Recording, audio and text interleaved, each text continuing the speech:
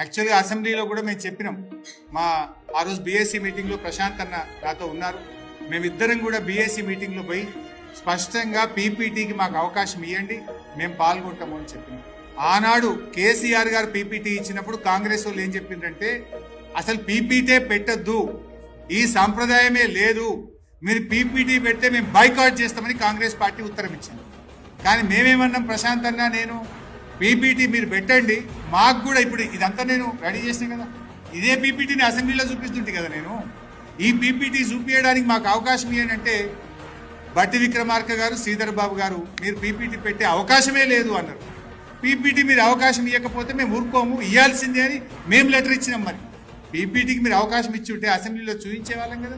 నిన్న కూడా ప్రశాంత్ అన్న ఇదే భవన్లో పొద్దున 10ంటికి ప్రెస్ మీట్ పెట్టి పీపీటీకి అవకాశం ఇస్తే అవమానాలైనా భరిస్తాం, ఈ రాష్ట్రం కోసం మళ్ళీ అసెంబ్లీకి వచ్చి మేము పీపీటీ ఇవ్వడానికి సిద్ధంగా ఉన్నామని నిన్న ఉదయం 10 గంటలకు ప్రశాంత్ రెడ్డి గారు భవన్ నుంచి ప్రెస్ మీట్ పెట్టి కూడా ప్రభుత్వానికి విజ్ఞప్తి చేసి, నువ్వు పీపీటీ ఇవ్వడానికి భయపడవు, ఎందుకంటే ఇవన్నీ బయటపడతాయి, నీ బండారం బయటపడుతుంది.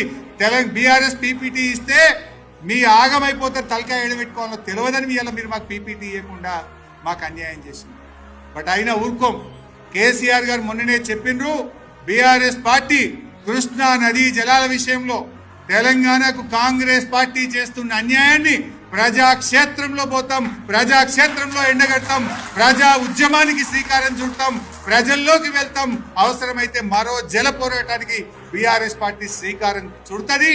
ఎట్టి పరిస్థితుల్లో మాకు అధికారం ముఖ్యం కాదు, తెలంగాణ ప్రజల హక్కులు మాకు ముఖ్యం. ఆ హక్కుల కోసం ఎంత దూరమైనా బీఆర్ఎస్ పార్టీ పోరాటం చేస్తుంది.